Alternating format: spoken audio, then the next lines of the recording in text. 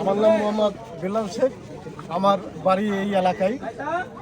আমরা এই অঞ্চলের মানুষ সবাই শান্তি চায় এবং এই এলাকার মানুষ এবং নাজমা তার দুইটা মেয়া, একটা মেয়া 2 বার 3 বার করে বিয়ে দিছে এবং সেই জায়গাতে ঝাইঝামেলা করে 3 লাখ 4 লাখ 5 লাখ করে টাকা নিয়েছে এবং এখনও দুইটা মেয়া বাড়ি থাকে। ওর চেহারাটাও সুন্দর।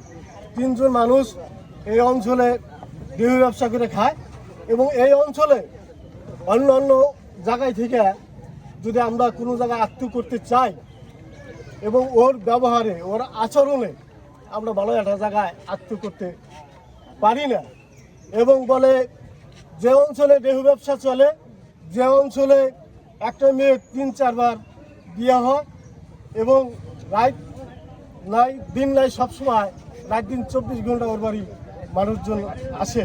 আমরা যদি ওরা জিজ্ঞাসা করি, এই অঞ্চলে মানুষ যদি জিজ্ঞাসা করে, ও বলে যে আমার মন্ত্রী এই কেরামত কাজে আছে, আমার অমুক আছে তমুক আছে। তো আমি এই স্বাধীনের পর থেকে এই 9 নম্বর ওয়ার্ডের এ পর্যন্ত নৌকা মার্কা এই পর্যন্ত ফেল খায় নাই এবং এই অঞ্চল কেরামত কাজীর অঞ্চল। আমরা এই অঞ্চলে মানুষ কেরামত কাজীকে ভালোবাসে।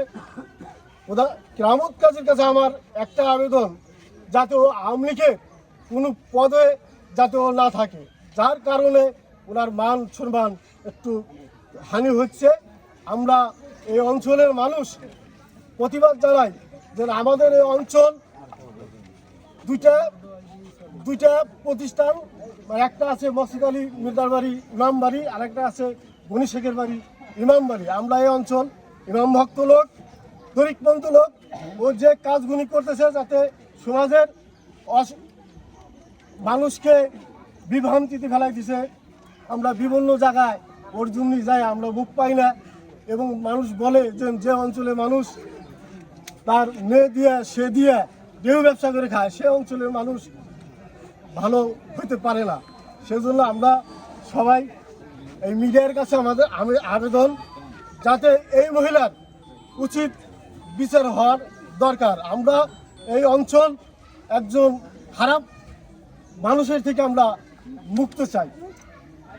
খারাপ ব্যবহার করো, স্বামী থাকে বিদেশে, ও থাকবে মহিলাদের সাথে সংগঠন করে থাকবি, ও পুরুষদের সাথে সংগঠন করে।